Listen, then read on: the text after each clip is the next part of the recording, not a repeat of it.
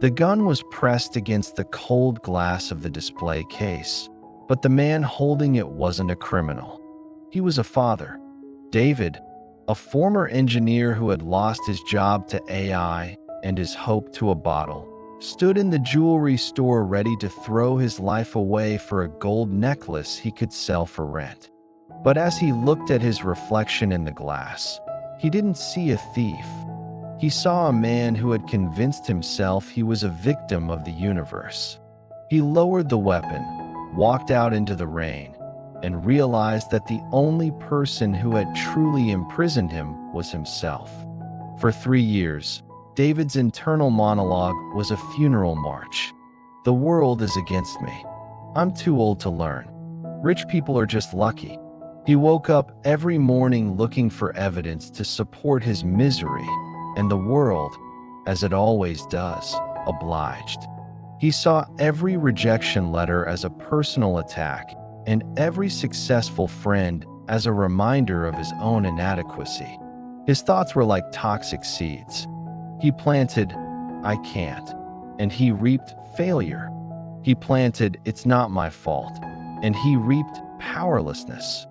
He was living in a modern-day hell, not because of his bank account, but because of his mental architecture. The turning point came in a public library, where David found a tattered book on cognitive reframing. It posed one question that haunted him. What if your problems are actually your instructions? David decided to perform a radical experiment. For 30 days, he would forcefully flip every single negative thought. When the thought, "I am unemployed," surfaced, he replaced it with, "I am a free agent with time to pivot." Instead of, "I've lost everything," he told himself, "I have cleared the ground to build something better." At first, it felt like a total lie, but your brain is a muscle that believes the stories you tell it. And gradually, the shift in his thoughts changed his energy.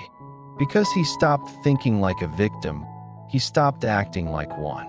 He began spending 10 hours a day at the library, teaching himself the very coding languages that had replaced his old job. He stopped blaming the economy and started studying it.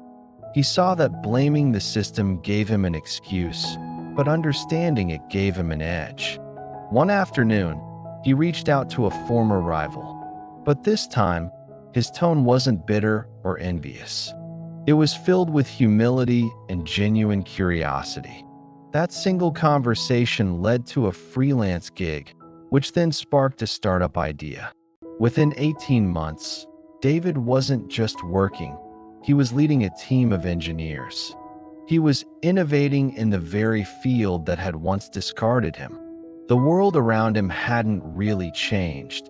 The economy was still tough, and the rain still fell, but David had changed his frequency. He realized that our mind is a projector, and the world is just a screen. If you don't like the movie that's playing, you don't tear down the screen. You change the film inside the projector. David didn't just find a new career. He found a new life, simply by changing the way he spoke to himself in the dark. This story isn't just about David. It's about the incredible power we all hold to rewrite our own narrative. If you're feeling stuck, remember that your circumstances don't define you. Your thoughts do. What film are you playing in your projector? Change the story, and you will change your life. Thanks for watching. If this resonated with you, consider subscribing for more stories like this.